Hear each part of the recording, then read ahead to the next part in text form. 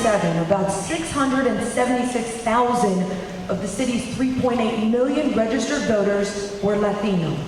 Now that number has grown to more than 860,000 out of a total of more than 4.2 million. That is according to Voter Contact Services, which processes voter files. What does that say about the city's changing demographics and city services for this population? First of all, buenos dias and good morning to all. My name is Erick Salgado. I'm running for mayor, obviously, that's why I'm here. It's good to know that I have another Salgado as a moderator. It had nothing to do with the clarification of this forum. But I believe it is important in this race that the Latino voters are noticed. We live in this city. My father came to New York City in 1926 from Puerto Rico. I was born over here, and my father told me all the stages that the Latino went through, and now that we represent almost 30% of the population and 35% of the Democratic Party, I believe that it's important that the Latino candidates are taken in consideration when we are excluded from many forums, for many excuses. That just tell us that although we are growing demographically in the city, we are not growing in respect. We must be growing in respect because we have done everything that is needed to be done in this city. And now that we are running for mayor and that we have enough people from the multicultural community to elect somebody from this underrepresented community, Spanish, African American, Asian, I believe that we should get a fair treatment as a candidate from the minority on getting the message across. And yes, we're going to have a Latino mayor, one that understands everyone in English y también en español. I intend to be that mayor for this city.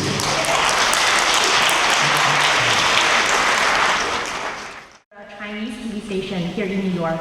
So our team would like to ask about immigration policies.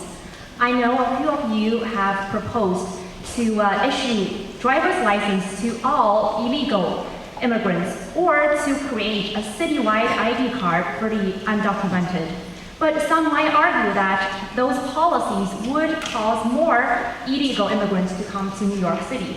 So we would like to know your thoughts on immigration policies and why you think they would work for the city. Thank you. Mr. Salgado? That's a good question. First of all, I was the one who actually recommended or pushing a policy of creating a municipality identification card for all the undocumented immigrants. The reason is because we cannot wait for Washington to decide to do something when we have more than 900,000 undocumented immigrants living in this city. I believe that these people are being completely ignored by the current administration. After 9/11, the driving license were taken away from them because it was supposed to be a threat for them to be able to commit terrorism, which is not true. And for 12 years, even the animals have more rights in this city than the undocumented immigrant. And I believe that the state legislator, they don't want to give the driving license. I wish, but the mayor could do something in the citywide level. Is creating this municipality identification card for them to live with more dignity in this city. First of all, when I was helping the most vulnerable one in Sandy, I noticed that in Brighton Beach, all the undocumented immigrants were living in basement. And guess what? All those basements, they lost everything. And when FEMA came to assess the damage, the landlord, they did not allow FEMA to assess the damage because those basements were illegal. These people, they cannot rent a decent apartment in this city because the first question that they ask you is if you have a valid identification card. If the police stop you with the stop and frisk or for any reason, the first thing that they ask you for a valid identification card. If you don't have it, you have to spend 24 hours in a jail just for not having an identification. In a city where even the animals, they have medical record, name, licenses, I believe that we have to give dignity for the more than 900, most of the Latinos who live in this city by creating this valid identification card. Thank you so much.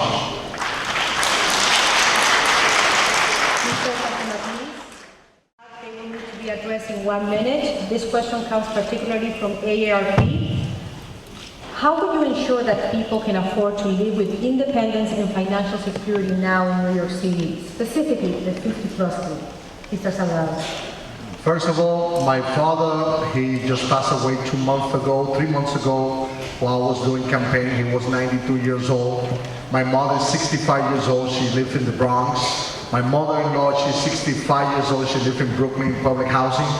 And right now in the council, whenever they go to close the budget, they start to debate in what services they're going to cut. One thing you could have for sure, that under Salgado administration, when it comes to senior citizens services, without a question, no cut will be to these services. Because we work so hard in this city, and we have to do many things in this city. For them, at the age of 60, 65, have to be fighting for your benefit. We have to work and fight for the most vulnerable one. That's what I have done for all my life, and that's what I want to continue doing at a bigger level. And talking back to the municipality ID, is something I want to clarify to all the multicultural community over here. Many of my colleagues, they talk so great about immigration reform and about driving license. They running for mayor. They're not running for governor. They're not running for president. All that talk is politics, is nice, but what could hold my people, as the Blasio say, and he took my idea very well, we have to do something in the level that we're running. The mayor could do something right now and give dignity to more than 600,000 people who are living in this city. And one more clarification, I'm not a Republican, I'm Democrat. They see me over here with the Republican, but when Anthony said the Republican, I'm a Democrat. I'm Salgado, and yes, I'm running for mayor. Thank you.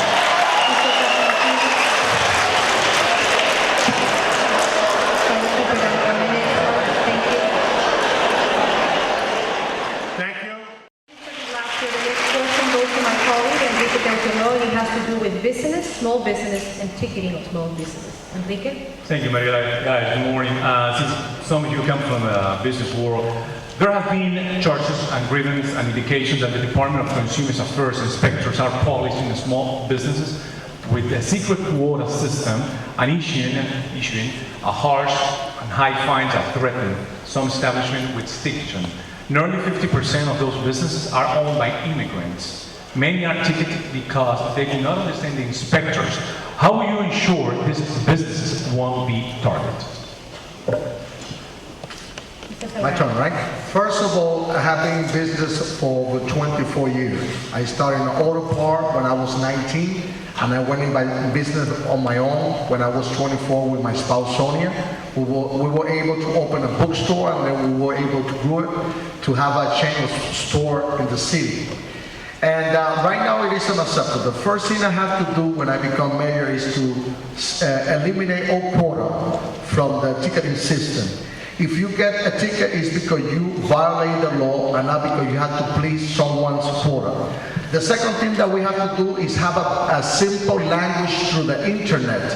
It looks like you have to become a lawyer this day to open a business. You get so much paperwork, so many codes, so many rules, and sometimes you can just catch up with that. We need a simple language, and what we have to do to help the small business owner, just leave them alone. Let them do business, and we're going to see all the storefronts that are closed right now, reopening again, and we're going to grow our economy back in this city. That's what we're going to do.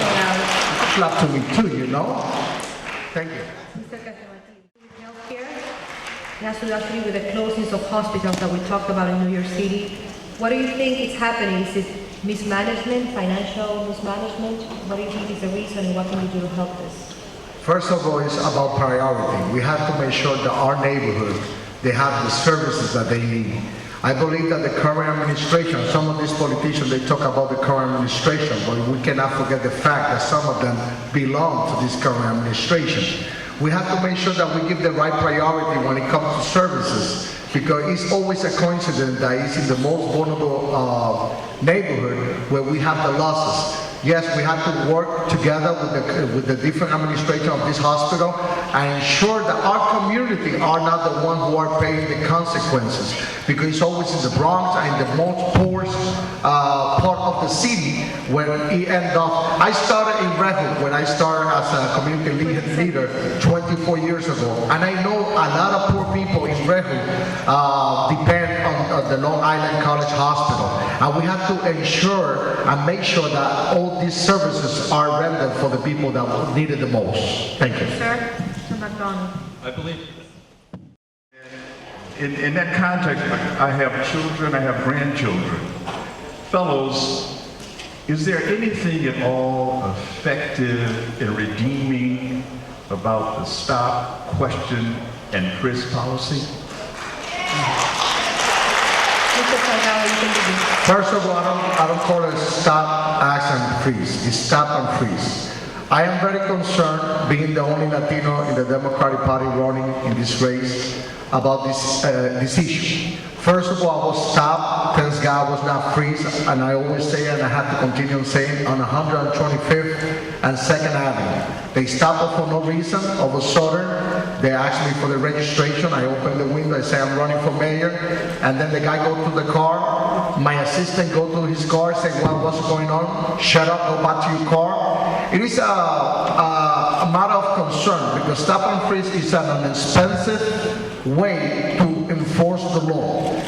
The mayor is always advocating for stop and freeze, but what he's not saying is that we don't have the big cops in the street anymore. We don't have the community policing back in the street. I would like to bring the forces back to 37,000 police officers under my administration. Stop and freeze, the way it's being conducted through the current administration, have to come to an end. Thank you. Thank you, Mr. McDonald. Thank you. I already know who I would. Biggest misconception about yourself. Ready? Well, somebody is also running out there. I believe that I have been sidelined from many forums for the fact that I'm not a career politician, for the fact that I have conservative social ideas, and I'm proud of them. I'm a reverend. I have a big family, 6 children, a wife, church, and somehow that many people, if they even said it, that disqualify me from running as a Democrat. I am proud to be a Democrat. We have more than 800,000 Latino being Democrat. Yes, I have conservative value, but I'm not going to sideline or I'm not going to discriminate no one just because I have my own religious value. And I believe that no one should be disqualified from any forum, especially now that we are official. More than 20,000 Latino endorsed me to put me in the ballot. I believe that ABC and all the channels should include us in the debate, even though we don't make it to the matching forum. I am a real candidate, y la gente latina va a votar por Erick Salgado. Yes, we have a horse in this race. Now we can do our closing statements. We will start with Mr. John Lewis. I'm going to do it in Spanish. Soy Erick Salgado, por 24 años he trabajado en esta ciudad, nací en esta ciudad, conozco esta ciudad, he trabajado con la gente latina, yo sé que hay muchos políticos buscando endorsos de otros políticos, pero es el tiempo de los latinos. Mi padre llegó aquí en el año 1926 y es el momento que nosotros escojamos a un alcalde latino. Hemos trabajado en todas las esferas, en todas las posiciones, hemos trabajado fuerte y yo creo que como latino puedo representar a todas las comunidades en esta ciudad. God bless you all and thank you for your listening.